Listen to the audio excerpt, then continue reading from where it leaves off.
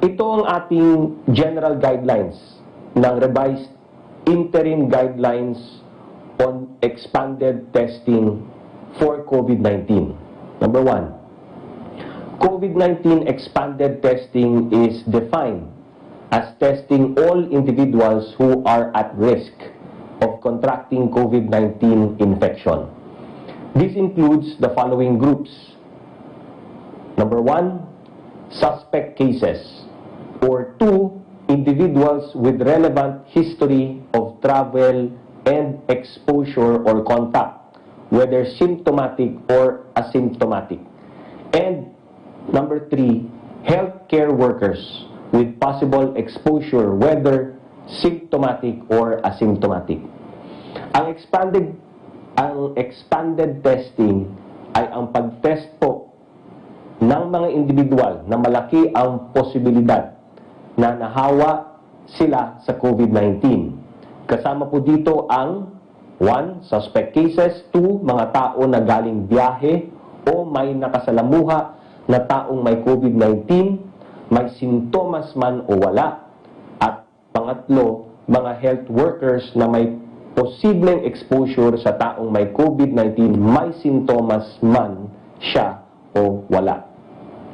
Indiscriminate testing beyond close contacts of a confirmed COVID-19 case is not recommended. Ang pagtetest ng mga taong hindi naman nakasalamuhan ng taong may COVID-19 ay di nire-rekomendang sumailalim dito. Number 2, the following reflects the subgroups of at-risk individuals arranged in order of greatest to lowest need for testing. Ito po ang mga grupo ng mga individual na nakaprioritize sa pag-test. Subgroup A, mga pasyente o healthcare workers na may severe o critical na sintomas at may kasaysayan ng biyahe o contact sa kumpirmadong kaso ng COVID-19. Subgroup B, mga pasyente o healthcare workers na may mild na sintomas galing sa biyahe o nagkakontak sa kumpirmadong COVID-19 na kaso at kinokonsiderang vulnerable. Subgroup C, mga pasyente o healthcare workers na may mild na sintomas galing sa biyahe o nagkakontak sa kumpirmadong kaso ng COVID-19. And subgroup D, mga pasyente o healthcare workers na walang sintomas pero may kasaysayan ng biyahe o contact sa kumpirmadong kaso ng COVID-19. Due to global shortage of testing kits and limitation in local capacity for testing, there is a need to rationalize available tests and prioritize subgroups A and B. However, in view of the expansion of testing capacity and to ensure healthcare workforce safety, subgroup C will be tested and yung healthcare workers natin prioritized. Okay? Mamaya, babasahin ko yung sa subgroup D, ha? Yung subgroup D, yun naman yung mas kilala nating PUMs, no? Nandyan pa rin sila. So, relax lang. All subnational laboratories are directed to allocate between 20 to 30% of their daily testing capacity for health workers and the remaining 70 to 80% for patients. Dahil may global shortage ng testing kit, kinakailangan nating i-prioritize ang paggamit ng test. Ngunit, dahil may expansion ng testing capacity at may pangangailangan na igarantiya ang kaligtasan ng healthcare workers, ang subgroup C ay itetest at ang healthcare workers ay ipaprioritize. Lahat ng subnational laboratories ay inaatasan na ibahagi ang 20 to 30% ng kanilang daily testing capacity para sa mga health workers at ang natitirang 70 to 80% para sa mga pasyente.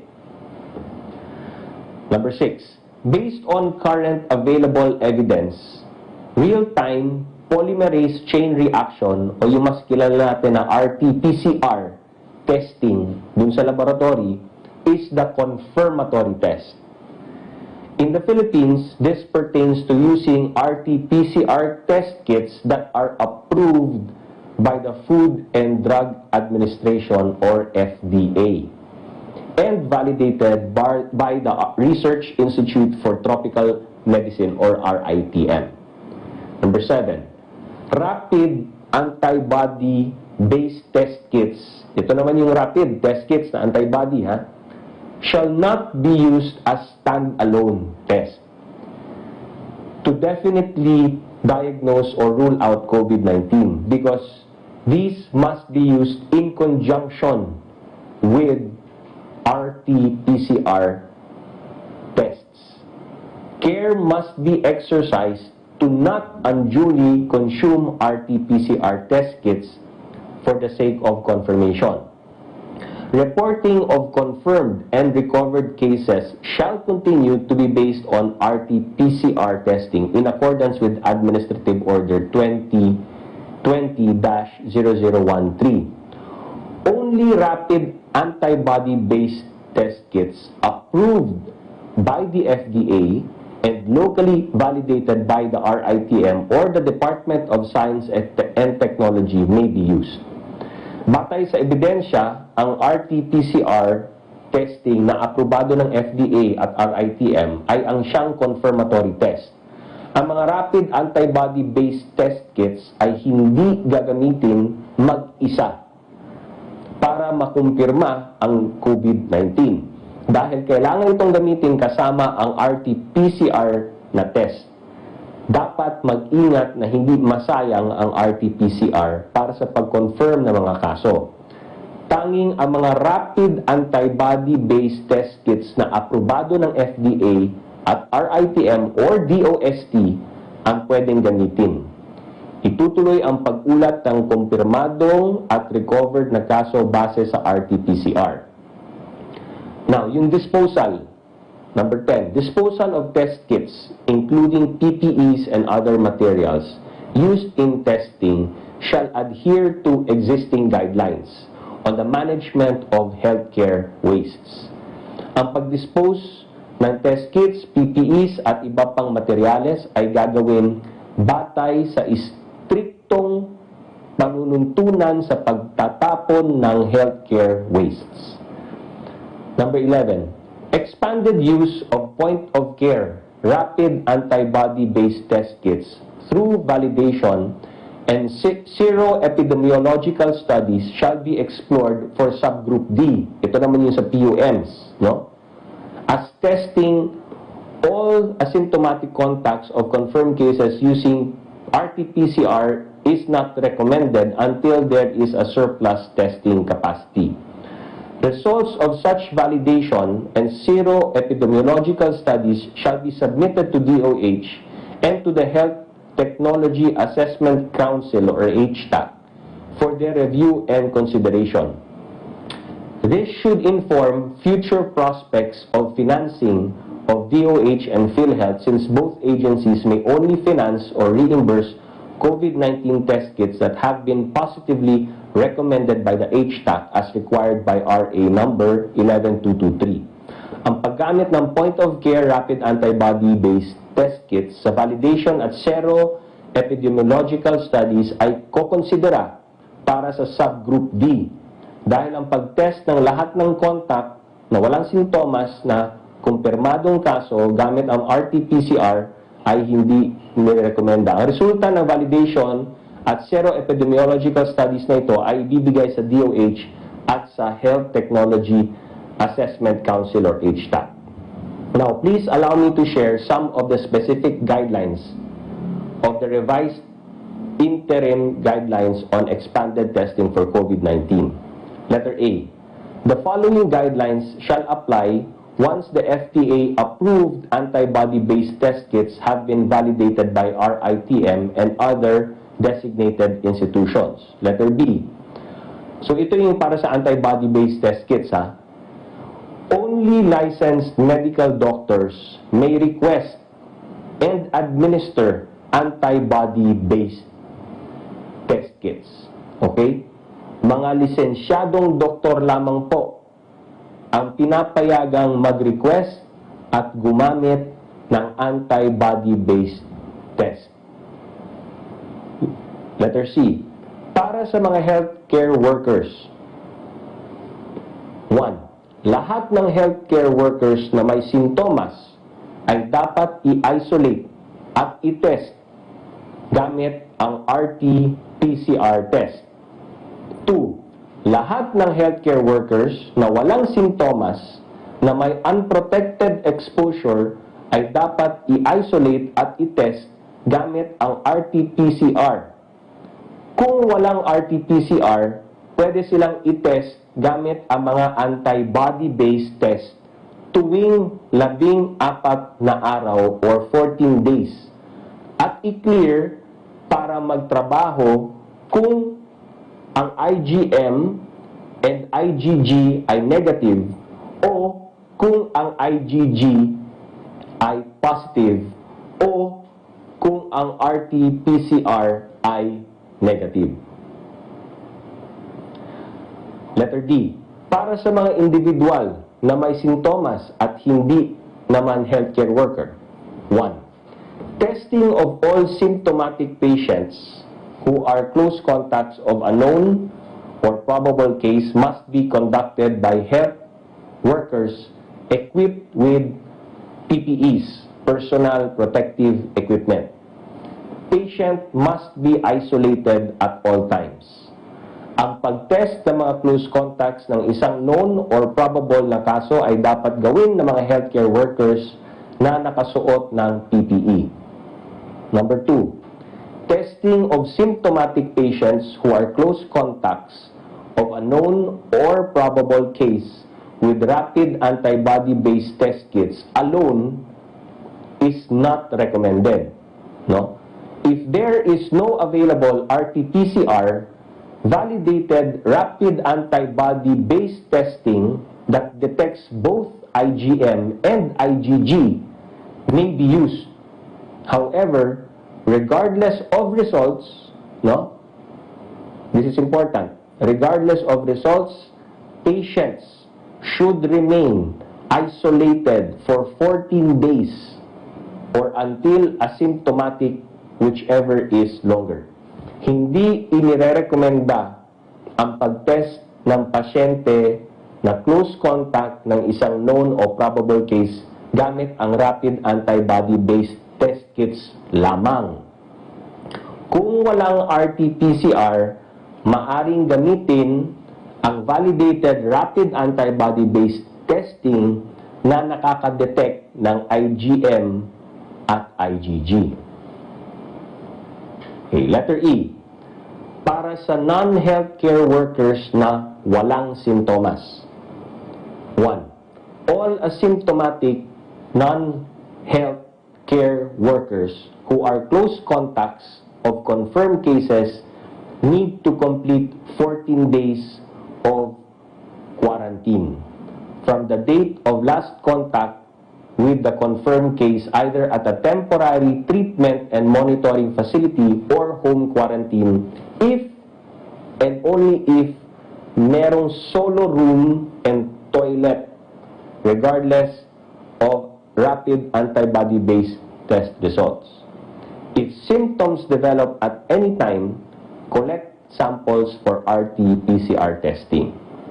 Number 2. Rapid antibody-based testing may be used for asymptomatic non-healthcare workers who are close contacts of confirmed COVID-19 cases, provided rapid antibody-based kits are validated, PPEs are available for the healthcare worker performing the test.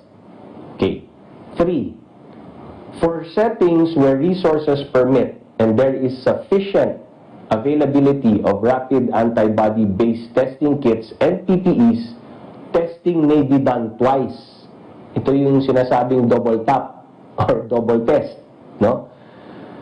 The first, this is for rapid antibody test kits, The first must be done at the time of isolation, but preferably at least 5 days from exposure.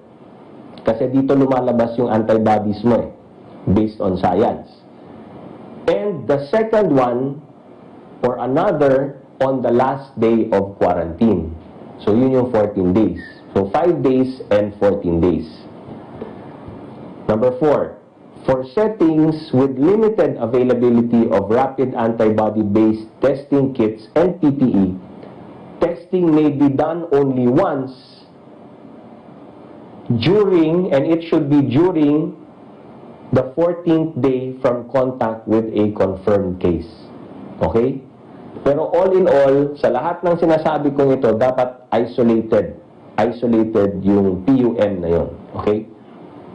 Number 5, if there are no available rapid test kits and or PPE, patients can be released from quarantine after 14 days as long as the patient remains asymptomatic.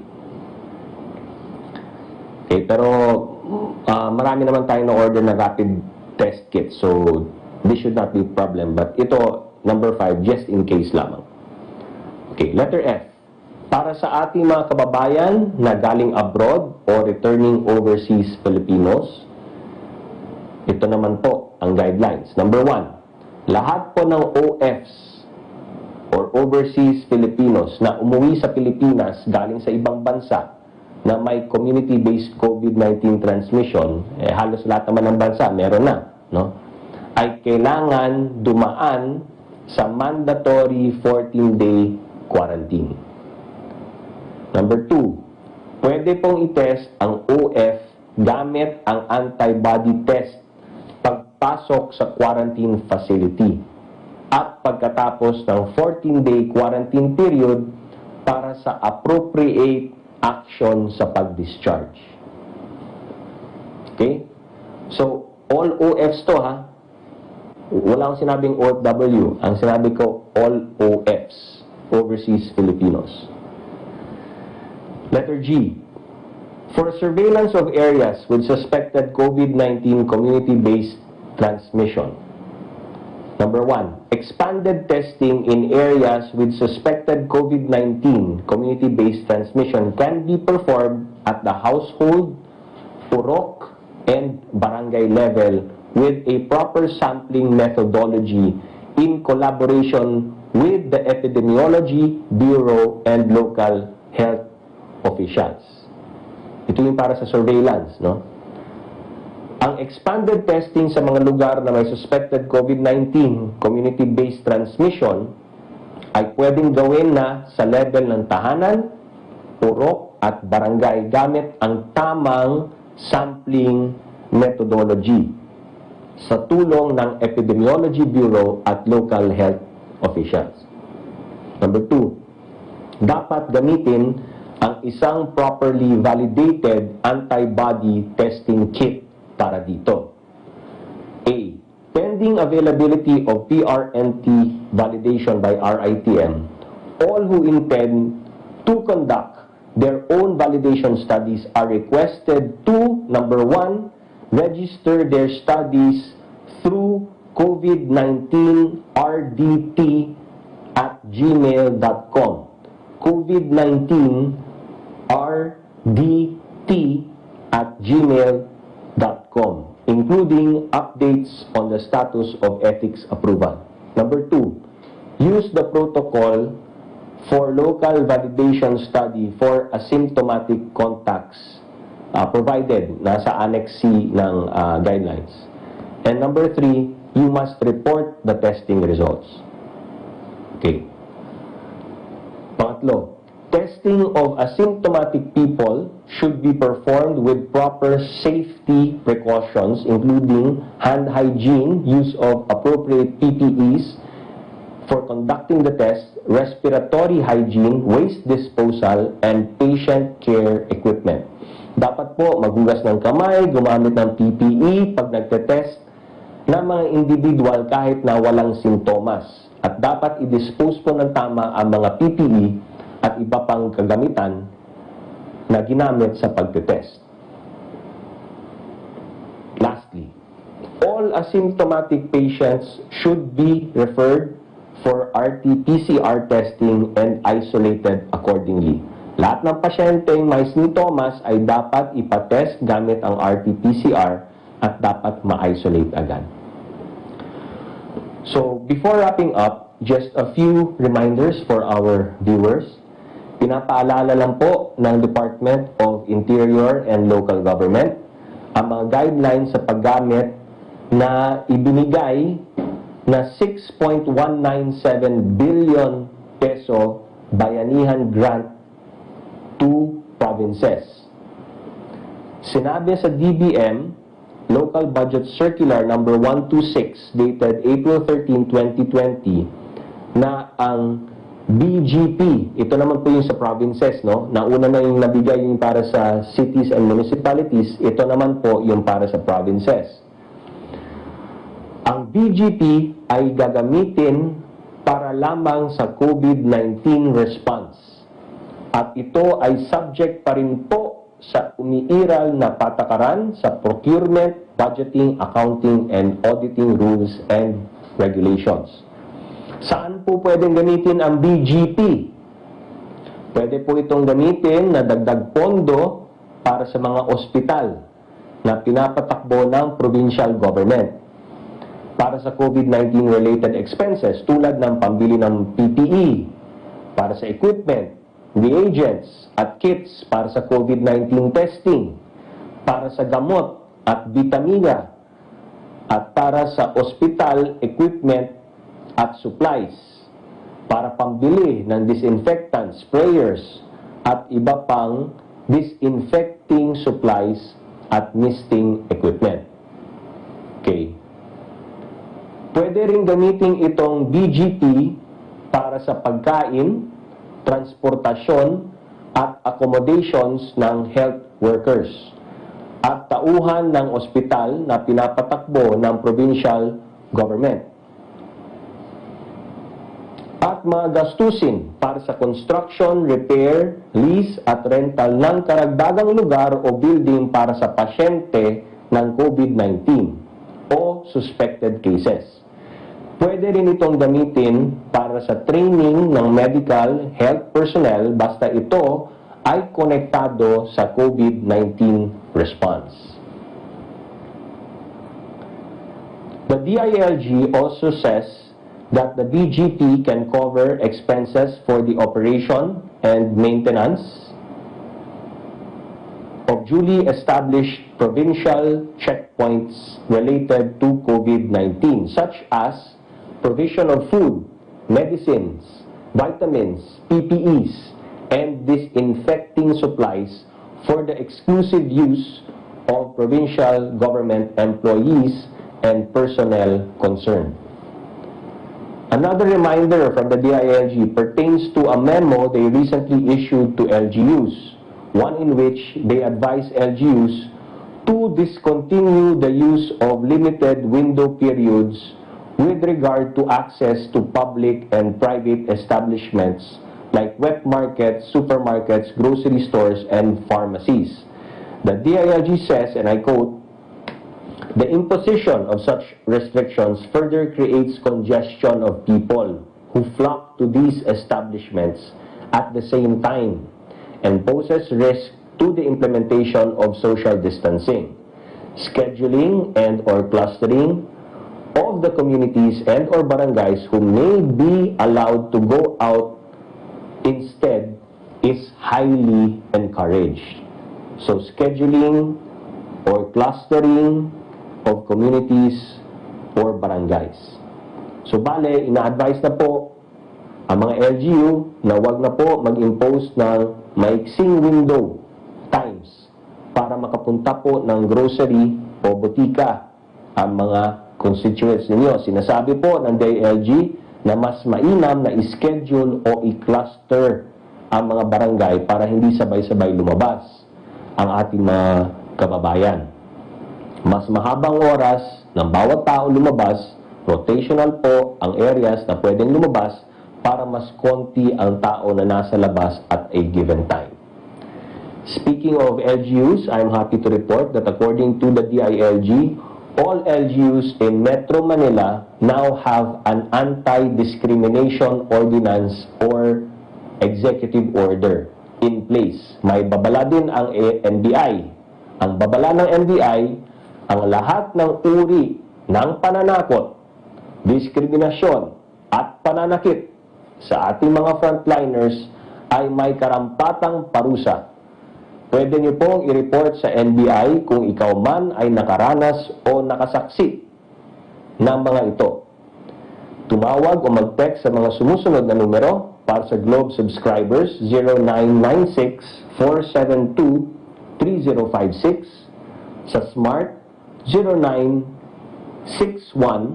0961-734-9450. Ang regional number 0975-153-9146 at landline 02-852-40237. Salamat po sa ating mga mayor sa Metro Manila at sa NBI. As of yesterday, we have tested a total of 52,837 individuals. The latest data shows that we have 172 new confirmed cases of COVID-19, bringing our national total to 6,259. 12 more lives yesterday were claimed by the disease, bringing to 409 the number of people who have succumbed to COVID-19 in the country. The total of recoveries is now 572, as 56 more people recovered from the disease yesterday. Tuloy-tuloy pong gumagalaw ang mga sangay ng gobyerno upang tugunan ang pangangailangan ng taong bayan. Maraming salamat po sa mga LGU na kasangga ng gobyerno sa laban na ito, at maraming salamat ulit sa ating mga health workers at frontliners na walang tigil na nagtatrabaho at nagsasakripisyo para sa ating lahat. Tumbasan o suklian po natin ang pagsisikap nila para sa atin.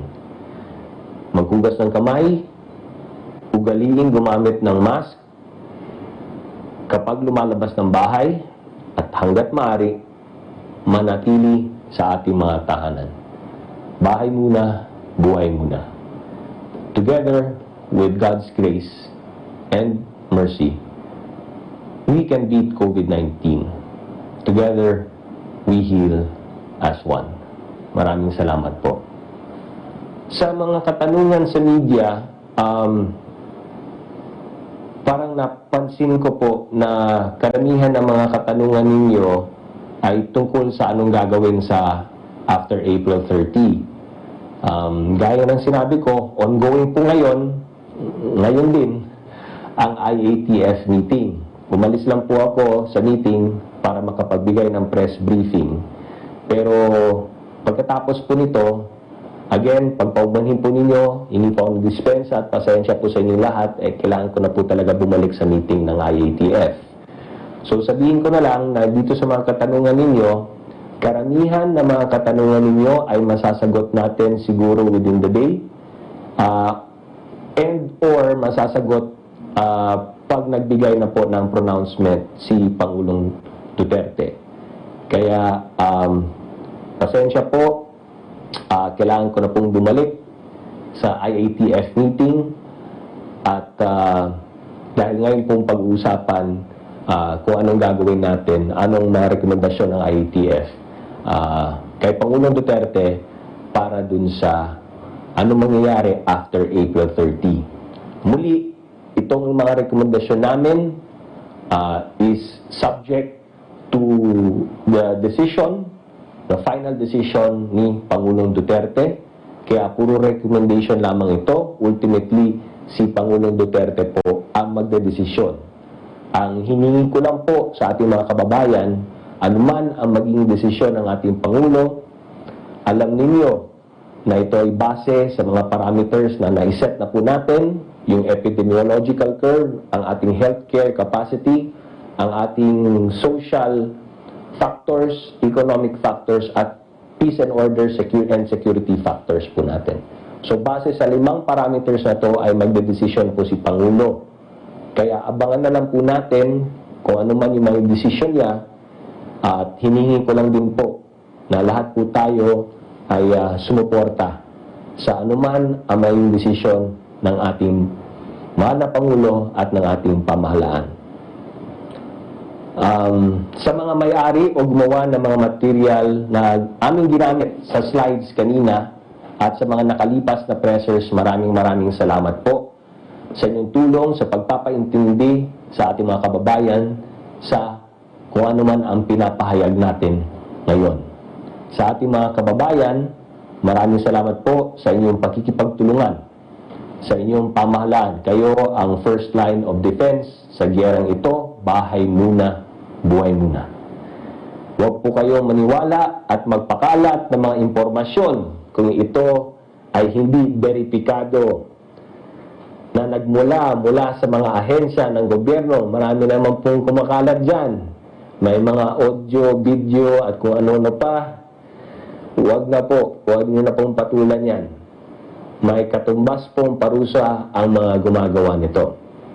Sa ating mga kasama sa pagpapalaganap ng tama at napapanahong impormasyon sa iba't ibang mga media outlets sa TV, radyo, dyaryo at online na nakahook up po sa amin ngayon. Maraming salamat po. Salamat din po sa Google Philippines, Facebook Philippines at YouTube.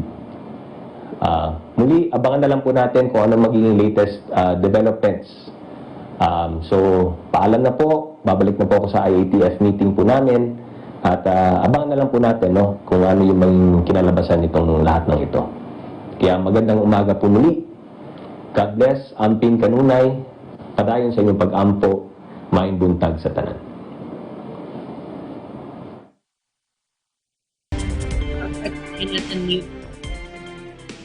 Good evening, good morning, good afternoon, wherever you are in the world. You're watching the EBC International coverage of the COVID-19 pandemic. I'm Thomas I. Likeness, broadcasting from our studio in Edmonton, Canada. Tonight, we'll hear from several of our correspondents across North America. Archie Rose Natividad-Yi reports from Vancouver, British Columbia.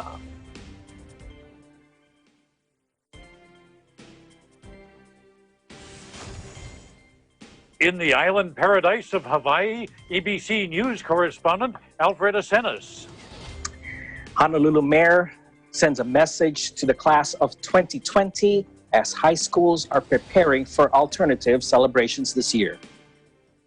Erica Borja brings us news from North Hills, California. LA Mayor launches a website correcting wrong information about COVID-19 ordinances and enforcements. We'll hear from Rachel Ann Martin in San Francisco. California, Oregon, and Washington announced a pact amongst Western states. AC Membrari in Sacramento brings us an update on a California initiative called Project Room Key. Traveling east to Pennsylvania, Mila Simbulan brings us this story. Governor Tom Wolf announced a plan for Pennsylvania on the path to recovery from the COVID-19 pandemic. From the National Capital Region, Ken Cruz in Fort Washington, Maryland, updates us. Down to Corpus Christi, Texas, where we'll hear from Jane Kathleen Gregorio. Texas governor makes public statement about police shootings in the city of San Marcos, and Walgreens drive-through COVID-19 testing started Friday at 2 Houston sites. And Liesl Cristobal will tell us about how the Church of Christ in Saipan reaches out to communities affected by COVID-19. Plus, some reminders on why oral and dental hygiene should be practiced, especially during stay-at-home time. And today, EBC friend Jillian Andretti invites us to their kitchen in Castaic, California, and she'll show us how to make some, I can't wait, yummy cookie cupcakes. Love it. But first, an overview of how the world looks now. According to the Coronavirus Resource Center of Johns Hopkins University in Medicine, as of 5 o'clock Eastern Time, the number of cases of COVID-19 reported worldwide is now more than 2.3 million. This includes more than 740,000 in the United States and more than 34,000 in Canada. Sadly, This virus has claimed more than 164,000 lives worldwide, and this number includes more than 40,000 deaths in the United States and more than 1,500 in Canada. Our coverage begins now.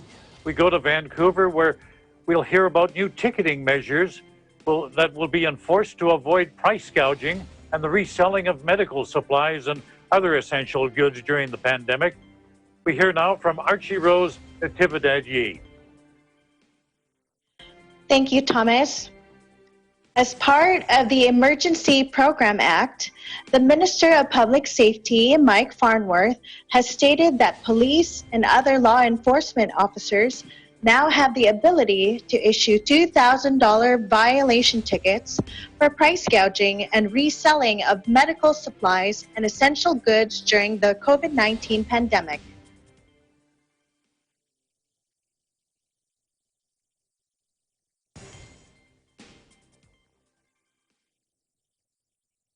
These measures were enforced in response to individuals taking advantage of the pandemic. And the province is also working with the Consumer Protection BC on how to keep British Columbians safe from individuals trying to profit from COVID-19. Public Safety Minister Mark Farnworth reiterates what to watch out for in regards to price gouging of essential goods.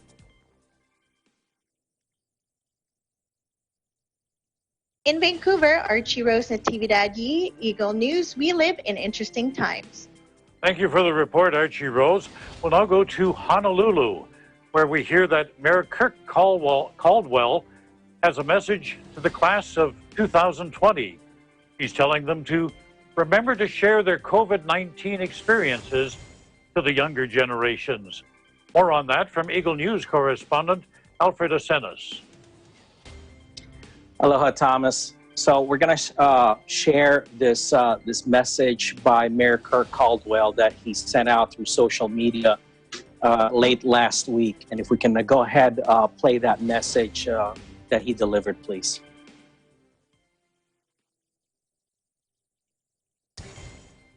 He emphasized the fact that this graduating class is going through a unique experience, and also stressed that this graduating seniors should remember this year as a turning point in their lives, and to remember this experience in the years ahead, especially when they get a chance to see each other again, as well as with their families and future generations. That whatever they've encountered, whatever lessons they've learned, to be able to cherish those experiences so that everyone, especially in the next generations, can learn from them. Well, on that note, let me go ahead and share with you the latest numbers provided by the State Department of Health. As of noon today, there are currently 580 cases confirmed. Sadly, a 10th person has passed away. And if you can see that chart, it also demonstrates that those age 60 or above may be more vulnerable to be hospitalized, or more likely to be hospitalized. But in that age group, between 24 and 59, I believe, Tom, that's where you and I belong. We are way more likely to contract the infection. So again, it's another demonstration. This is just Hawaii alone, and I believe similar holds true in other parts of the world, that anyone can be infected by the disease. So be careful out there. Please don't think that you're invincible. Please practice social distancing and other safety measures. With that note also, that as the mayor delivered that message, the Hawaii Department of Education also announced that the end of this current school year, 2019-2020, will end on the 28th of May. There will be plans for summer school. The likelihood will be that classes will also be conducted online this coming summer. That's all I have, Thomas. Reporting from Hawaii, I'm Alfred Asenas, Eagle News. We live in interesting times. Alfred, I got to ask you, if you were to share your COVID-19 experience to the next generations, at this point in time, what would it be? Well, really, if I have to do any sharing of messages similar to what the mayor did, I don't have to go far because I think I have my three kids that I shared. My oldest, and you've seen her report, Mia. She's graduating, getting her associates next month. And there she is. And that was her from high school graduation a couple of years back. The ceremonies are important. We get that, especially as parents. It makes us proud, and of course, it creates an opportunity to bond together one last time for the graduating class. But of course, the more important thing is what happens after that. Folks, these kids are expected to go to college or enter the workforce. That is something that we remind each year to these kids. Yes, this may be a setback, a setback now, but if there's any kind of consolation we'd like to share, especially to my two boys, my next one is graduating next year, is think further ahead beyond that ceremony, because that will really shape the rest of their lives. So to all those who have kids or graduating this year, is that yes, it may be different, but guess what? This is also a very unique experience for you guys and for us parents with graduating kids. Tom? It's kind of ironic, though. The memories will be of what didn't happen instead of what did. Like you say, the graduation ceremonies, the graduation banquet, and all of that. Thank you for your time, Alfred. We're going to go back to the mainland now. The office of the Los Angeles mayor, his name is Eric Garcetti, has started a website to help correct some wrong information. That stuff's circulating either online. People are telling other people. I heard from a friend of mine, Anyway, he wants to clear up any misinformation about the city's ordinances and what they're enforcing when it comes to COVID-19. Americar Borja in North Hills has the details. Thank you, Thomas. California currently has 30,983 confirmed COVID-19 cases and 1,151 deaths per the Johns Hopkins University and Medicine Coronavirus Resource Center. In LA County, the Public Health Department announced today that there were 12,341 positive COVID-19 cases throughout all areas of LA County, with a total of 600 deaths.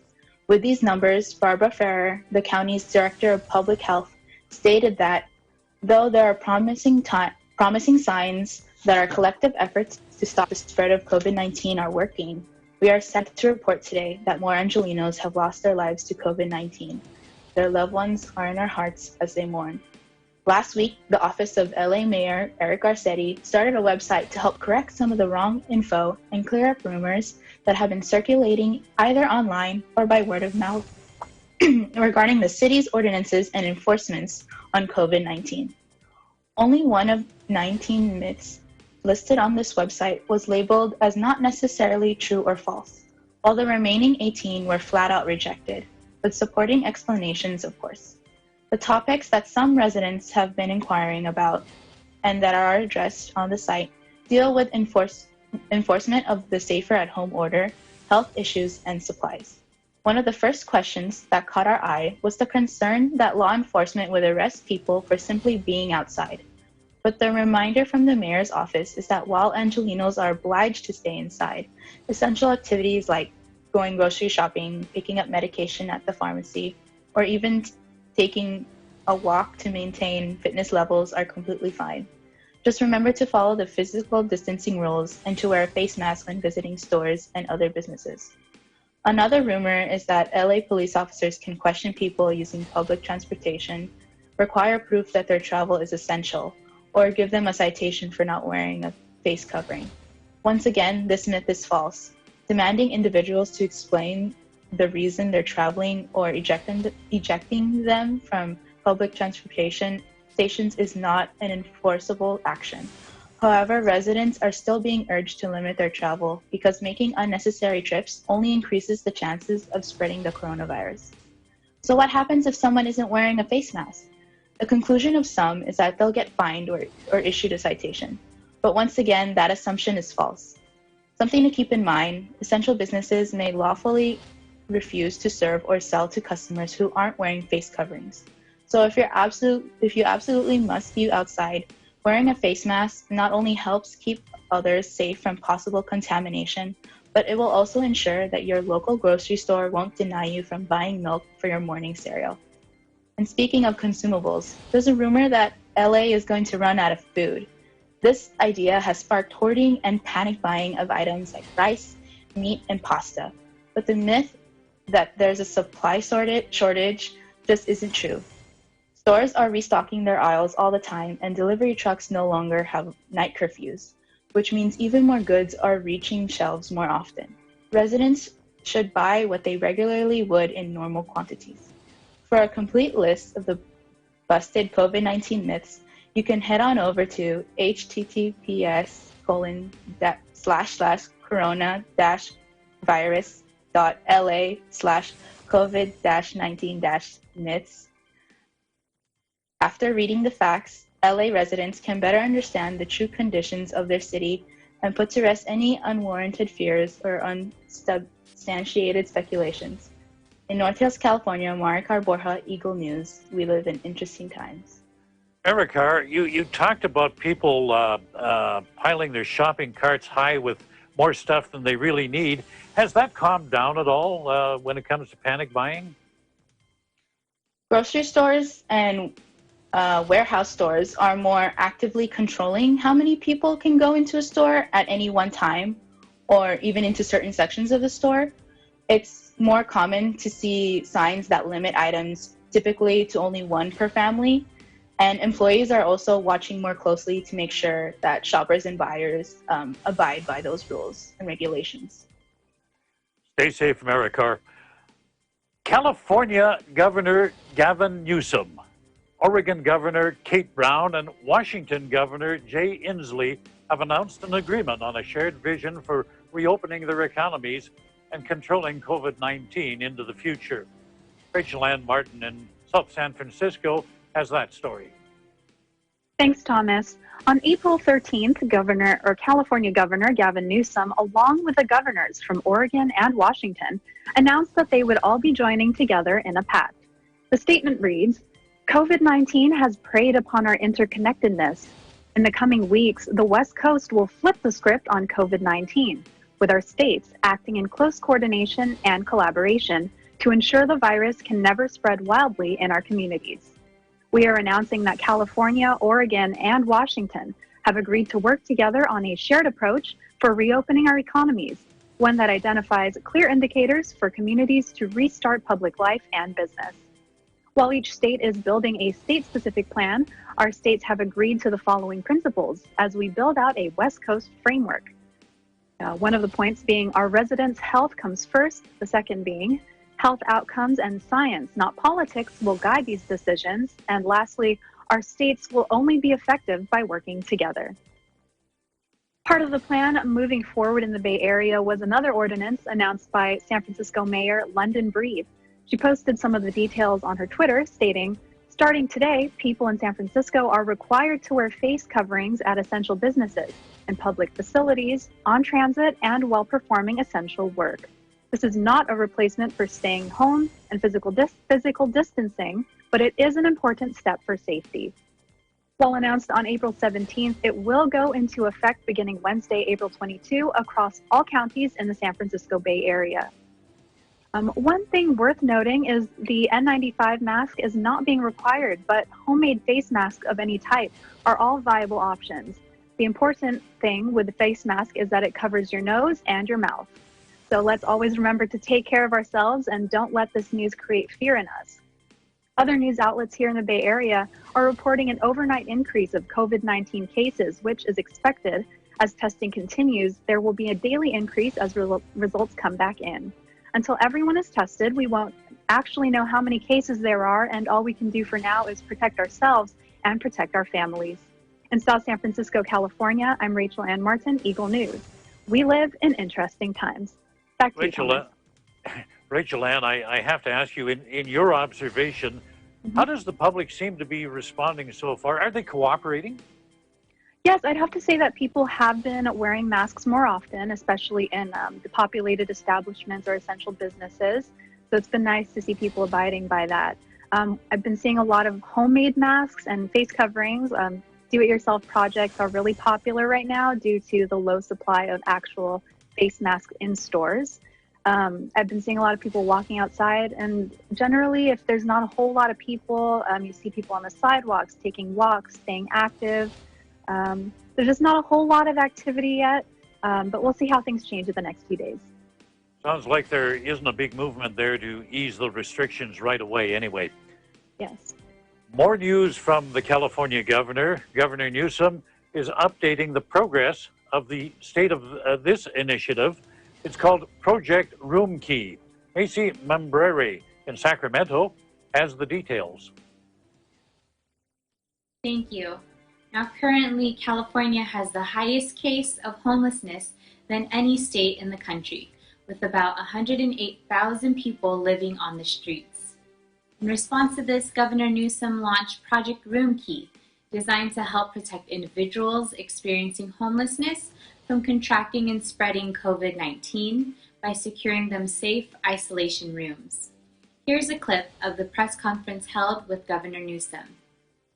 We had an audacious goal a few weeks back of identifying 15,000 hotel rooms that would be made available as a subset of our larger strategy, homeless strategy, to get people off the streets. I'm pleased today to announce a milestone that 10,974 hotel rooms have been procured. 4,211 individuals are now inside, off the streets, out of our shelters, representing roughly 38% of all of those hotel rooms now being occupied. Despite this initiative launched by the Office of the Governor of California, some cities are blocking these efforts. However, instead of mentioning the names of these cities resisting, Governor Newsom highlights those who are making a positive impact on this project, as well as corporate organizations who have stepped up to provide support. Governor Newsom provides more explanation of this in this next clip. This effort, though, as well, is made even more significant by the announcement with Motel 6 in their corporate headquarters here in the state of California. They are setting aside, as part of a master agreement template, some 47 Motel 6s like this in 19 counties in the state of California, some 5,025 additional rooms. That's on top of the roughly 11,000 that are part of Project Room Key. So now we have the capacity that exceeds our original goal because of their commitment to this effort at scale. 19 counties, 47 sites like this, 5,025 just within the corporate structure, not the franchisee, but the corporate structure of Motel 6. The program prioritizes individuals experiencing homelessness who are also high risk, such as those individuals who are over the age of 65, those who may have underlying health conditions, and those who may have been exposed to or tested positive for COVID-19 but don't require hospitalization. Each hotel and motel with Project Room Key will also provide wraparound services such as daily meals, custodial and laundry services, security, and even essential behavioral and healthcare services. Governor Newsom concluded the press conference with a short message on what happens when people work together. I'll end on this. The Motel 6 partnership is in 19 counties alone, just with this corporate opportunity for an additional 5,025 rooms. So it gives you a sense of what we're capable of doing when everybody just doubles down, rolls up their sleeves, stops playing politics, stops pointing fingers, and tries to just row in the same direction. These milestones pave the way in its response to treating the homeless population, especially during these times. In Sacramento, California, Macy Mambrere, Eagle News, we live in interesting times. To Pennsylvania now, where Governor Tom Wolf has announced a plan to put the state on a path to recovery from the COVID-19 pandemic. Mila Simbulan reports. Thanks, Thomas. After weeks of social distancing, Governor of Pennsylvania Tom Wolf outlined on how Pennsylvania will emerge from the coronavirus pandemic. During a news conference, he unveiled his plan for reopening and recovery, which he called a framework, but will have more detailed steps in the weeks to follow. Let's watch. Last night, President Trump laid out guidelines for reopening America. And for weeks, my administration has been at work on a plan to reopen Pennsylvania. And we're going to make sure we have a plan that respects the reality of the situation on the ground and that works with our local, regional, and federal partners. All of us are anxious to reopen the Commonwealth. As a former business owner, I deeply share the concerns of some in the legislature. But we cannot exacerbate the pandemic's damage on Pennsylvanians and their lives. We need to be careful and deliberate. We need the flexibility to react to new outbreaks. There are 6 key points to his plan. To determine reopenings, approach will be data-driven, evidence-based, and regional. Continuing guidance and recommendations for employers, individuals, and healthcare facilities for assured accountability while reopening. Adequate personal protective equipment and testing are necessary before reopening. A monitoring and surveillance program is required upon reopening that allows the Commonwealth to deploy swift actions for containment if necessary. Protections for vulnerable populations must remain steadfast throughout the reopening process, such as limitations on visitors to congregate, care facilities, and prisons. Limitations on large gatherings unrelated to occupations should remain in place for the duration of the reopening process. During the press release, he is also questioned about President Donald Trump's tweet to liberate Michigan, Minnesota, and Virginia, and what's the impact of his comment on the state. Here's his reply. Are having on states. I don't know what impact that has. I think that's up for the people who actually do the protesting. This is a democracy, and this is something we ought to do. Again, I think every single American, I know every single Pennsylvanian is eager to get back to work. We're eager to reopen, and I'm included in that. So we are working, all of us, as hard as we can to make sure that we reopen as quickly as possible. Again, what we don't want to do is reopen and then be hit by this virus in a way that overwhelms our healthcare system. Right now, I think we're making good progress. And let's continue to make this good progress in keeping people safe. And then, when the time is right, we're going to reopen and we'll liberate every single Pennsylvanian. In connection to the path to recovery, Pennsylvania is a part of a multi-state council that includes New York, New Jersey, Connecticut, Delaware, Rhode Island, and Massachusetts, in recognition that their states have one integrated regional economy. The council aims to restore the economy and get people back to work. The group is comprised of a health expert, an economic development expert, and the chief of staff from each state. Their goal is to work together to develop a regional plan or framework that will lift the regulations we're currently experiencing, such as the stay-at-home order, in a gradual manner while taking in consideration the risk of increasing the spread of the virus. Similar collaboration between the governors of California, Washington, and Oregon working together to reopen their economies. It is truly amazing, Thomas, how our nation are working together to fight this pandemic, not only as individual states, but collaborating with neighboring states to find the best solution for us to be safe and recovered economically. I will end my report on what Governor Wolf mentioned on his press release.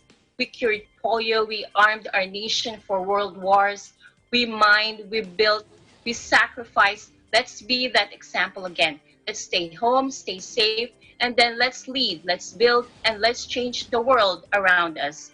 In Swarthmore, Pennsylvania, Mila Simbulan, Eagle News, we live in interesting times. Mila, how are people in the state reacting to the governor's plan? It's actually a mixed reaction, Thomas. Some are disappointed because it lacked specifics and there's no timeline given for the reopening, but some are saying that it's a robust and thoughtful plan forward following science and hard data. We will see in the next couple of weeks as we hear from the government again about the specifics of the recovery plan. And these things have got to be tough because we can't predict the future. Like you say, timelines, you can't put them down. You can draw the roadmap, but you can't put out the schedule. Let's go now to the National Capital Region. Leaders of D.C., Maryland, and Virginia are coordinating a virus response. We'll come back with that report from Ken Cruz in a moment. You're watching Eagle News.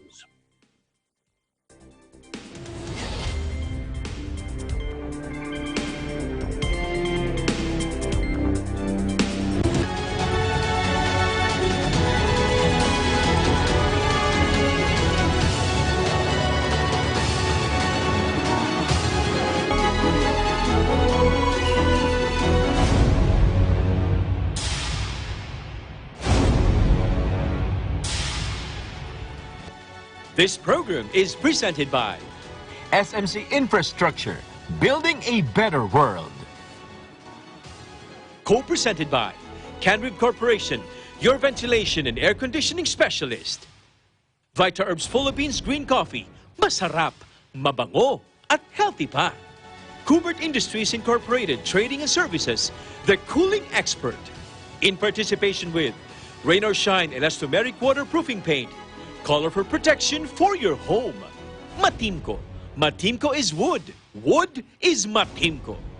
R Square Variables Incorporated, your trusted UPS supplier and UPS maintenance provider in Luzon, Visayas, and Mindanao. CompuZell Computer Services, ID card and lanyard manufacturer, DN Steel, EMAC UPVC Roof Corporation. The successful development of TPLEX, or Tarlac Pangasinan La Union Expressway in 2009, a 4-lane toll road that extends from Tarlac City to Rosario La Union, with an additional approved extension of 56 kilometers all the way to San Juan La Union. This is expected to reduce travel time to Baguio and other provinces in northern Luzon.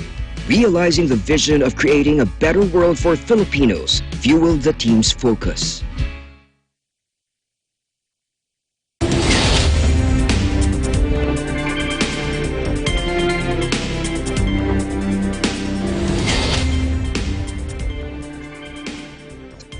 You're watching Eagle News. I'm Thomas I. Likeness. Leaders of the D.C., Maryland, and Virginia regions are coordinating a virus response. In Port Washington, Eagle News correspondent Ken Cruz is standing by with that story. Thanks, Tom. So like my colleagues reported in the West Coast and also in the Northeast, Maryland Governor Larry Hogan, Virginia Beach Governor, Virginia Governor Ralph Northam, and District of Columbia Mayor Muriel Bowser spoke at a conference last Friday to discuss coordinating virus response efforts. So Hogan said the three officials have frequently spoken over the past month. I mean, if just a little background on our area, I mean, you can drive from Maryland, Virginia, and DC within 10-15 minutes of each other. So it makes sense that these leaders are talking to one another. And he also said, Hogan also noted that the staff are in daily contact. I mean, just when residents, as far as going to commute for work, they sometimes pass all three regions in the course of 30 minutes. So it's important for these leaders to be coordinating their efforts. So Hogan said Friday after the call, while we may have individual differences about how we're going after different things, the sharing of information, the willingness to try to cooperate on things that are important to the region has been terrific. And it's been throughout the crisis, and I think it's going to continue. So Governor Northam said, we share some of the same challenges, and we'll do anything and everything that we can to be in coordination and be consistent. So we'll be as straightforward as possible for everybody in this region. The Washington area leaders did have criticism for President Trump during interviews today for encouraging protests against stay-at-home orders while also contradicting the White House's claims that sufficient tests exist to reopen the states. Governor Hogan slammed the president's comments defending protesters in Annapolis, Maryland, Richmond, Virginia, and other parts of the country who have been demanding governors lift pandemic-related restrictions, calling them unhelpful and nonsensical. While Virginia Governor Northam said, the president's claims that the country has enough tests for the virus are delusional. Governor Northam also said, just as soon as we can get this health crisis behind us, we'll be able to address the economic crisis, get back to where we were, and let people get back to their normal lives. As far as the numbers for the region go, DMV has reached over 24,000 positive COVID-19 cases. As of 9 p.m. tonight, Maryland has 12,830 confirmed cases with 486 deaths. Virginia has 8,537 cases with 277 deaths. And Washington, D.C. has 2,793 cases with 96 deaths. A little bit of good news to finish off is that all three areas reported fewer new cases today than yesterday. Also, another bit of positive news is that nurses from around the U.S. are arriving in Maryland to help out the University of Maryland Laurel Medical Center, which is opening 3 floors to COVID-19 patients. In Fort Washington, Maryland, Ken Cruz, Eagle News. We live in interesting times. In your report, Ken, you spoke of a protest in Annapolis. Can you shine some more light on exactly what was going on there? Yeah, so just like how in other parts of the country, there's people that are coordinating these protests. This happened to be in Annapolis, Maryland, which is, one of the go-to areas for vacationing in Maryland. Hundreds of people filled the streets yesterday, and it was led by a group called Reopen Maryland. The protesters, they paraded through the streets, holding signs out of their cars, honking their horns, pretty much asking for the state to reopen by May the 1st. Our Governor Hogan, doesn't think that's going to happen, just because there's a couple things that need to happen. The number of hospital stays, the number of ICU patients, and the number of deaths they need related to the virus, they need to go down. They need to trend downwards at least for 14 days. The protesters are asking for a plan, and they're looking for hope. This may not be the most conventional of ways to ask for that, but Governor Hogan said that he's working on a recovery plan and that he'll present that next week. Thank you for that, Ken. We go to Texas now, where the state's governor has made a public statement about some police shootings in the city of San Marcos. And also we'll hear about the Walgreens drive-through COVID-19 testing center that started this past Friday at 2 sites in Houston. Jane Kathleen Gregorio in Corpus Christi reports. Thank you, Thomas. Texas Governor Greg Abbott issued a statement on Saturday after multiple San Marcos Police Department officers were shot in the line of duty. The tragedy occurred Friday after officers responded to a call to 911 for a domestic disturbance where they were ambushed by the suspect with a rifle.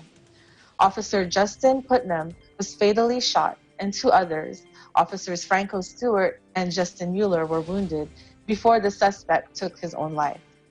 In a press conference, Interim Police Chief Bob Klett said, "We are heartbroken to make this announcement and ask for your support for our fellow officers and their families as we try to cope with yet another tragic event in our San Marcos police family," end quote. He mentioned that the incident and the shooting, Texas Governor Abbott announced in a statement that the shooting in San Marcos is a somber reminder of the service and sacrifice of our brave men and women in law enforcement and what they do every day to keep us safe.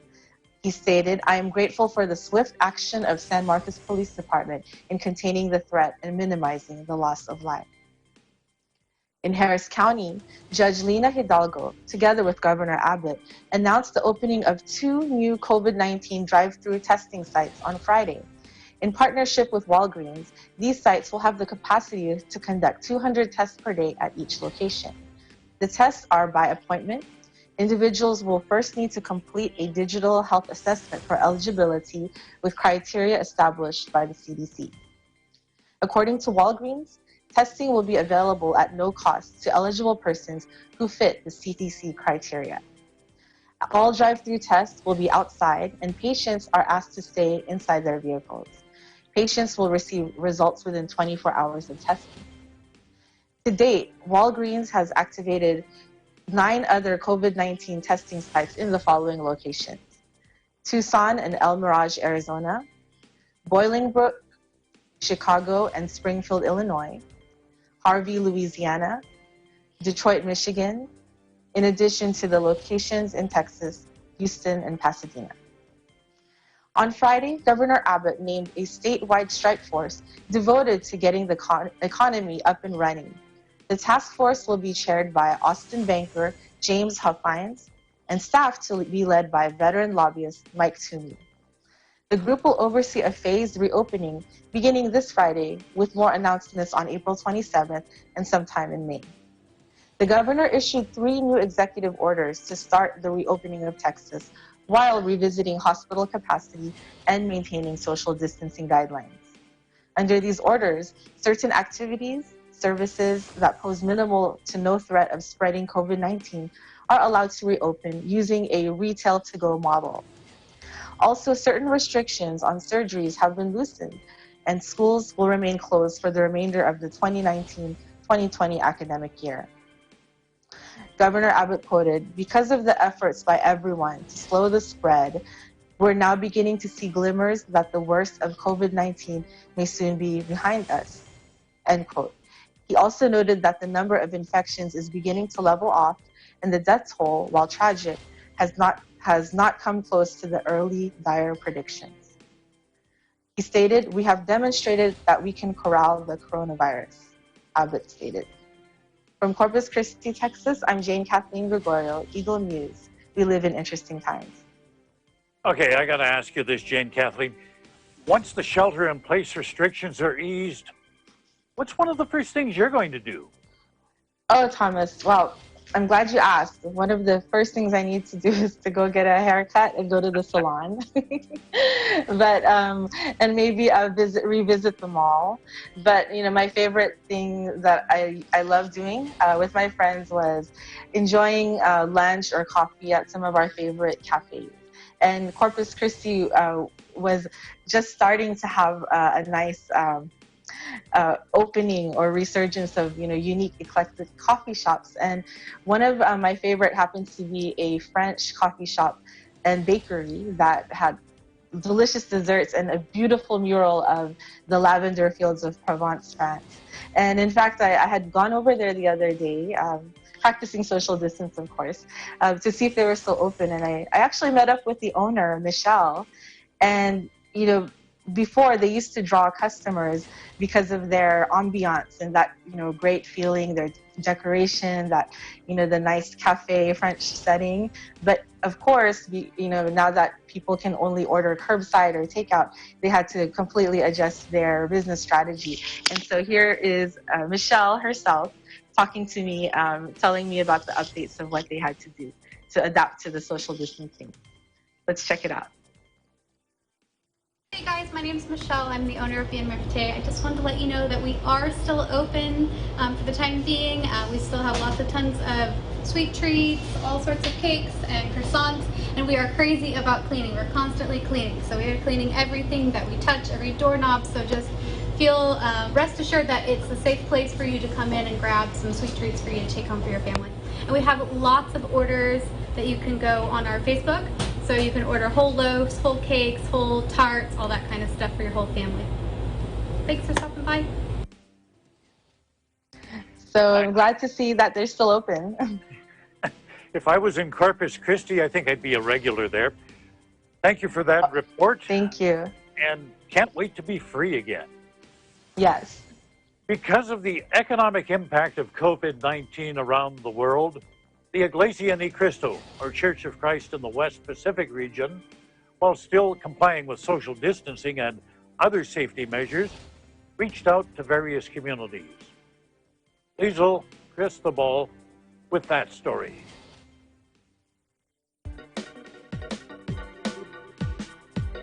Despite the challenges caused by the COVID-19 pandemic, members of the Iglesia Ni Cristo or Church of Christ throughout Micronesia continued their acts of generosity through several aid to humanity events, like this one at the House of Worship compound on the island of Saipan. The church administration approved this kind of activity to show our love for our brethren, our fellow men, and that is by means of giving to those who are in need, and especially in these times of crisis.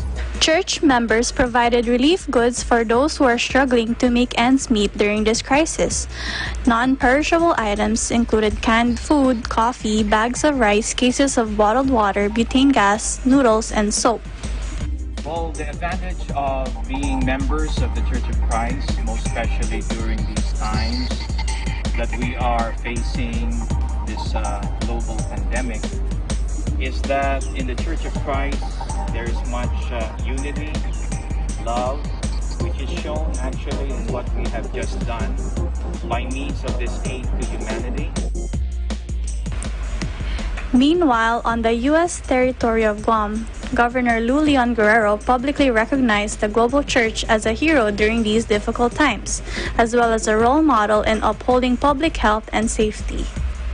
I want to acknowledge the Iglesia Ni Cristo Church. Earlier this month, after contact tracing, public health officials identified and named Iglesia Ni Cristo Church for a cluster among its faithful. This was a hard pill to swallow, not only for this church, but for all denominations, especially in these unprecedented times when many of us turn to our faith. Examples of this can be seen throughout the world. The Iglesia Ni Cristo Church stepped up and worked in tandem with public health to identify close contacts, get them tested, and contain the spread.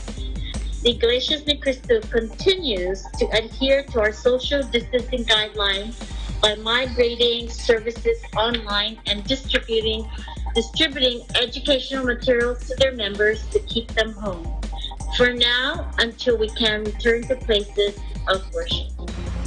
Other acts of charity by the Iglesia Ni Cristo in the West Pacific also took place in Garapan and Tinian in the Commonwealth of the Northern Mariana Islands. Reporting from the island of Saipan, this is Lizelle Cristobal for Eagle News. We live in interesting times. Thank you for that good news story, Lizelle. Coming up, a story you can sink your teeth into, tips on how to practice good oral hygiene and dental hygiene so you can dazzle your friends with your smile. Stay tuned.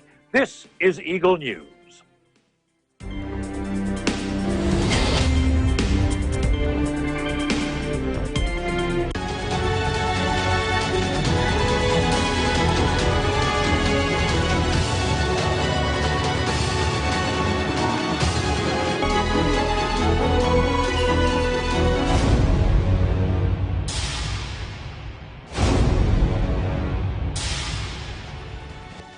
This program is presented by SMC Infrastructure, building a better world. Co-presented by Canrib Corporation, your ventilation and air conditioning specialist. Vita Herbs Philippines Green Coffee, masarap, mabango, at healthy pa.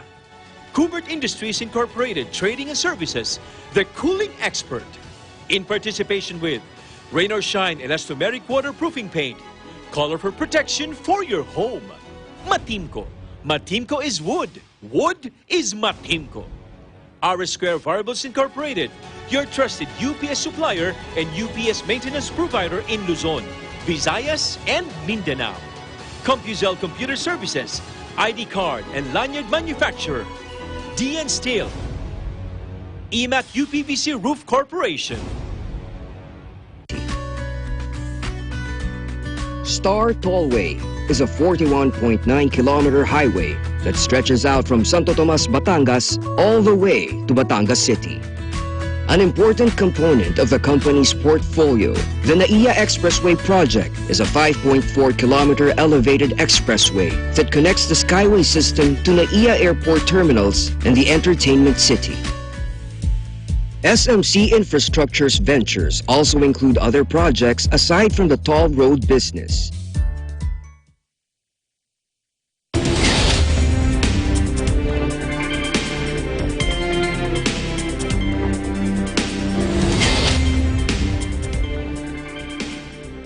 You're watching the EBC international coverage of the coronavirus COVID-19 pandemic, North American edition.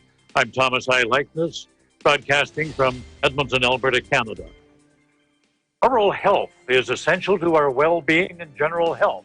First and foremost, a healthy mouth aids in breaking down our food so that our bodies can get the nutrients they need. More importantly, a healthy smile boosts our self-confidence, which can dramatically enhance our social interactions and feelings of well-being. Our special guest today is a dental assistant in Tacoma, Washington. She says practicing good oral and dental hygiene can help you avoid living day-to-day with a toothache because not every dentist can take the pain away. Well, at least at this time. Thank you for joining us tonight, Friendel Verheeren. Good evening. Good evening, Thomas. How are ya? I'm doing good. How long have you been a dental assistant? Well, this year will mark 15 years as a dental assistant. 15 years, a decade and a half. What's kept sounds like a lot. in people's mouths for that many years? What kept me in people's mouths? Well, in dental in general, I've always been so intrigued with the evolution of dental technology, dental mechanisms to help the efficiency. Do you like that picture right there? I got sidetracked. But, and you know, the other things I love about it is the variety, because I get to assist the dentist in all procedures from cleanings, fillings, oral surgery, periodontal, implant surgery, orthodontics, everything under the dental umbrella. I love patient education and patient care. I am a people person, so I really cherish, you know, the stories that we exchange between the patients and the team. Just everything about it. I didn't realize it's been 15 years already. I was thinking that after 5 years, I would have done a career change, but evidently, I'm still in the dental world. I don't presume you're too busy right now. With the pandemic, how are dental offices operating at this time? So most dental offices are closed. However, the clinic that I work at, we remain open. However, we have limited on what we can do. So we're not doing any cleanings. The only thing that we can do are life-threatening dental emergencies. So what that entails is, you know, you have to come in pretty much crying with a huge abscess, swelling, and so forth. But if you do have a toothache, I know there are other offices, and ourselves included, if you would need like a root canal or your teeth removed because of the abscess, for us, we refer out. So there are specialty clinics that are open. And for everyone else that are listening, if you have any dental emergency, contact your office and listen to their advice on what you could do. But unfortunately, not everyone can have the means to remain open at this time. But they do have alternatives. I would imagine everybody has their own idea of what an emergency is. An emergency is, right, of course, something I want done right now. Aside from the life-threatening conditions you mentioned, are there any other things that could fall into that category? No, sir. So that is essentially the emergency. But I have talked with other offices, and let's say you have a toothache, right, because you have a big cavity. They will opt to go ahead and restore it by means of a filling, or if you need a crown and so forth. There are changes, of course. Their PPEs, of course, have intensified. They have to wear the N95 mask. They have to wear their bouffant or their hats, a gown, an eye covering, or a shield. Okay, we want to avoid a dental emergency. So what should people be doing now to avoid these kind of situations and maintain good oral hygiene? All right, perfect question. So what we can do for ourselves is, one, eat healthy, right? Make healthier choices. So eat less yummy, yummy goodness like the carbs and the sugar. Eat less of that and more of the fruits and veggies. When you snack, because I know all of us are snacking right now, more than ever, right? Make sure that you brush your teeth before you sleep. I know that we snack until we fall asleep because we're watching Netflix, but we got to make sure that we brush. And the reason why, I want to say brush and floss. The reason why this is a necessity before you sleep is because when you're sleeping, there's no salivary flow. And when we produce saliva and we swallow, we, quote unquote, we wash away the cavity producing bacteria. But when we're asleep, we're not producing saliva unless you're a drooler. But even if you're a drooler, you're not swallowing. So that is the time where the bacteria likes to have a party and the acid just like to eat away at your enamel. So that's why it's so important to brush and floss before you sleep and after every meal. And Thomas, I also wanted to share while we're talking about it. I know a lot of us like coffee and we like to put sugar in our coffee, or we might like soda or any high acidic drinks, you know, like energy drinks. If you must have yourself one of those, make sure that you drink it and consume it all in one sitting or within 10 to 20 minutes. And the reason for this, instead of drinking like every 5 minutes throughout the day, you want to, if you think about it this way, the less amount of times you activate those acid forming bacteria, the better you're off. So we just have to keep that in mind, because the more we activate, the more they're going to work hard on our teeth. And we don't want that. What about black coffee? Am I good with black coffee? Yeah, you go to black coffee, Brother Thomas, but it might stain your teeth. But if you're okay with that, Love black coffee. But yeah. they always tell me when I want to know something, ask an expert. So yes. I'm going to ask you, what's the right way to brush? What's the right way to floss? All right. I'm so glad that you asked. I don't have my awesome toothbrush and my floss with me, but I'm so glad that you asked, because for me, I didn't learn how to properly brush and floss up until I went to school. And ever since that I grew teeth, I was such a brusher and flosser, but I learned that there is a wrong way. Let me tell you about the wrong way, Thomas. So a lot of us will get floss, right? And you like to just kind of jam it up there towards your gums and bring it back out, right? Because you have like that annoying piece of food or steak in between your teeth. So that's what we do. We go up and down.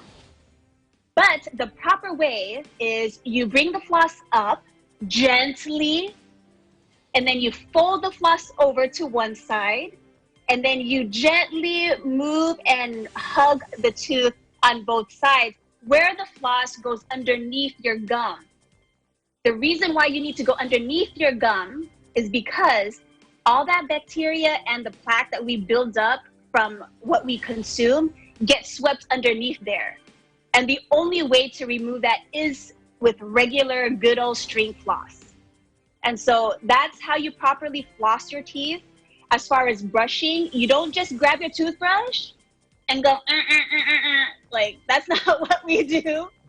We have to we have to angle our toothbrush like 45 degrees towards our gum and gently massage your gum. And people say 2 minutes, Tom, but how many of us really do 2 minutes? So you've got to make sure that you spend quality time with the teeth that make you smile so beautifully, that boost your self-confidence and help you, live every day. So we have to spend quality time with our teeth by brushing and flossing the proper way. What I would about definitely show you. What about things like water picks or electric toothbrushes? Are they helpful or? Yes, so I'm a big fan of an electric toothbrush. I feel everyone should leave their manual toothbrush in their car and pick up an electric toothbrush for your house. And the reason for that is because your electric toothbrush is going to do a better job than you would do in 2 minutes. But what to keep in mind is when you do use an electric toothbrush, there is a technique as well. And I can go on and on and on about how to properly brush with an electric toothbrush. And a water pick, they're good. It's a good thing. It's just kind of like power washing your teeth. It does not substitute flossing. And this is what I don't understand, Thomas, is the companies like that makes the water pick, they have different levels of strength, right? Power. Please do not go to the high power. You're just gonna blast your gums off, and that is not good. So the lower the power, the better. And if you don't have a water pick, you can just, like as you're showering, just smile. Just smile to your shower head, and that would be your form of a water pick. But there are a lot of good dental aids. Yeah, save you a little bit of money there too. This is a problem that could come up for some people. What if a temporary crown breaks off? Again, you're saying that may not be an emergency. What do you do? It's a great question. So if your temporary crown had come off, so what you're going to do, one, to console you and to reassure that you're getting proper guidance, by all means, call your dental office, okay? Speak to your dentist. But this is what we've been telling our patients, okay? And let me just give you an example of a patient that called just last Friday. He said, hey, doctor, and I was in the room. Doctor, my front crown had chipped off or broken off. So it came completely off his tooth. And when your temporary crown comes off, you have this little stub for those that haven't gone through that experience yet. And because it's a front tooth, he was like devastated, right? Because it's your front tooth. How are you supposed to smile with confidence? So unfortunately, we wouldn't be able to save him from that. So what we advised him is, and we don't normally do this, but go to Walmart, go to Walgreens, or to some kind of drugstore, get the over-the-counter dental paste. Not toothpaste, but they have like dental cement, temporary cement that you can use. And when you purchase this, make sure you read the instructions and abide by them. Because too many times people would do it the wrong way and they just do damage. And their tooth is not looking straight, it's like rotated and it's just a mess. And do not use super glue.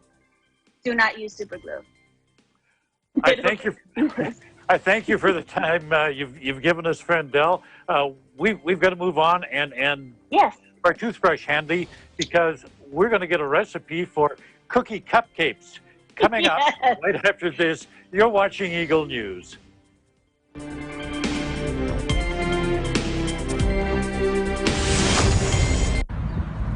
Ein sonniger Tag heute hier in Berlin vor dem Bundestag. Ich bin Irene Juliet Arzadon und möchte diese Gelegenheit nutzen, um ein paar Worte mit euch zu teilen. An alle Menschen da draußen. In dieser Zeit lasst uns nicht vergessen, den Menschen zu danken, die ihr Leben für uns opfern. Sei es die Menschen, die im Krankenhaus arbeiten, in den Altenheimen sowie in den Arztpraxen, aber auch an die Menschen, die im Lebensmittelhandel sich befinden. Die Kassierer. Manchmal reicht es aus, um ihnen ein freundliches Lächeln zu geben. Denn die Menschen, die heute am Arbeiten sind, weil sie nicht so wie einige von uns zu Hause bleiben können, die sollten wir wertschätzen. Ihnen sollten wir unseren Dank ausrichten. Darum lasst uns noch mehr zusammenhalten, sie wertschätzen.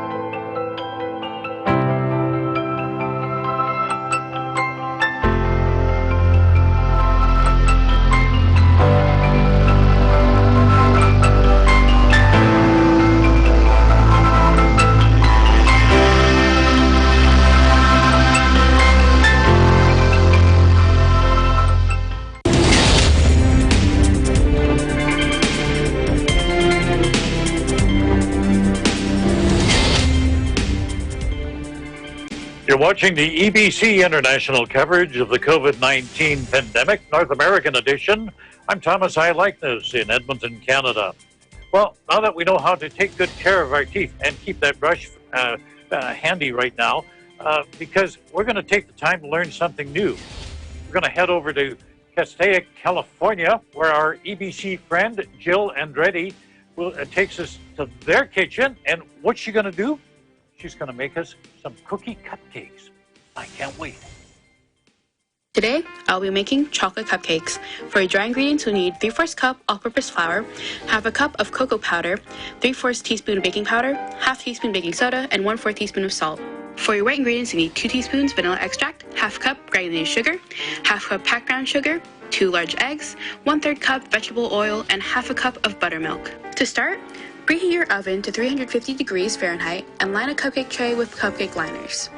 Now combine your dry ingredients: your flour, cocoa powder, baking soda, and salt. Whisk this together until well combined, or until you can't see the baking powder, baking soda, or salt.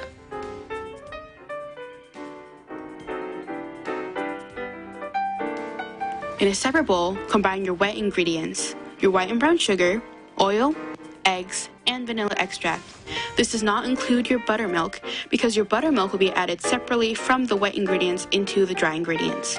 Make sure to mix your wet ingredients until the mixture is one uniform color. After both mixtures are well combined, it is time to incorporate everything together. Do this by adding 1/2 of your wet ingredients and 1/2 of your buttermilk into your dry ingredients mixture and stirring until well combined. After it is well combined, add the rest of your wet ingredients and the rest of your buttermilk into the batter. Make sure to stir until just combined because you don't want to overmix your batter. Now that your cupcake batter has formed, you may begin to scoop your cupcake batter into the cupcake liners. Make sure to fill these cupcake liners only halfway full with cupcake batter to ensure that the cupcake does not overflow when baking in the oven. For me, I chose to use spoons to spoon in my batter into the cupcake liners, but if you have an ice cream scoop, that may also work as well. Once your cupcake liners are filled, place your cupcakes into the preheated oven and bake for 18 to 21 minutes. As your cupcakes bake, make a frosting with 1 cup of butter, 4 cups of powdered sugar, 1 teaspoon of vanilla, and 4 tablespoons of milk. For a thicker buttercream, add more powdered sugar. For a thinner buttercream, add more milk. After finishing your frosting, pull your cupcakes out of the oven and set them aside to allow them to cool before decorating with your frosting. To have a little more fun, make decorating the cupcakes into a fun little party with your family. As for me, I recruited my little sister to help me frost some cupcakes.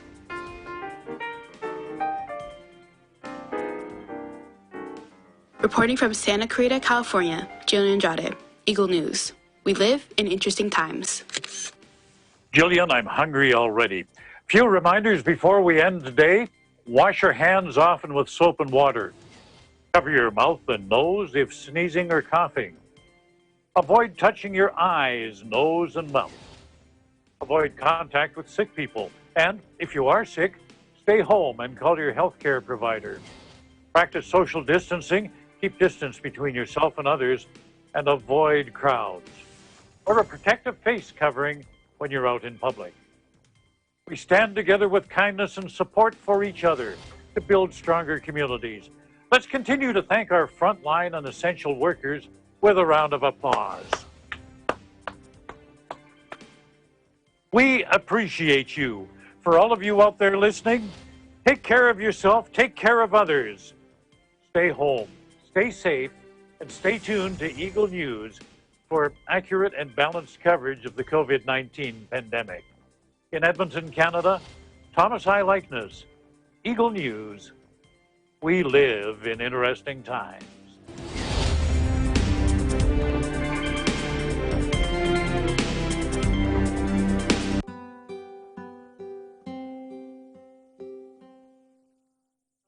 Batid ko po at nating lahat ang suliraning dinadanas po ngayon ng buong mundo. Nakakalungkot man po, ngunit may mga kababayan po tayo na namamatay at dumadanas ng matinding paghihirap dahil dito. Ngunit huwag po sana tayong mawalan ng pag-asa dahil isa lamang po itong pagsubok na kapag po nagtulong-tulong tayo ay malalagpasan din po natin. At sana po kahit na tulad ko po ay nananatili tayo sa loob ng ating mga bahay, ay gawin pa rin po natin ang lahat ng ating makakaya upang tumulong. Marami pong paraan upang makatulong mula sa ating mga bahay. Meron na pong mga online donations, meron pong mga iba pang paraan ng pagtulong. Lalo na po para sa ating frontliners. Maraming salamat po sa lahat ng mga nagbubuwis ng kanilang mga buhay araw-araw para po sa ating kapakanan. At sumunod po tayo sa government natin because at the end of the day, everything that they're telling us is for our own safety. At higit po sa lahat, make sure to pray for everyone, pray for everything that is going on right now. What is important is to hold on to things, for us to stay more positive, for us to be more strong, not only physically but also mentally. Spend time with our loved ones, with our families, and let's all trust God. Continue to be loyal to Him, always be more prayerful, and stay positive, stay safe and well, and God is all with us. Stay positive pa rin po ang paningin natin sa buhay, at stay healthy, stay at home. Higit sa lahat, huwag po natin kakalimutan ng manalangin sa ating Panginoong Diyos dahil ayun po ang sagot sa lahat po ng problema. So, mag-ingat po tayong lahat, and God bless. So maraming salamat pong muli sa mga frontliners at sa lahat po ng mga gumagawa ng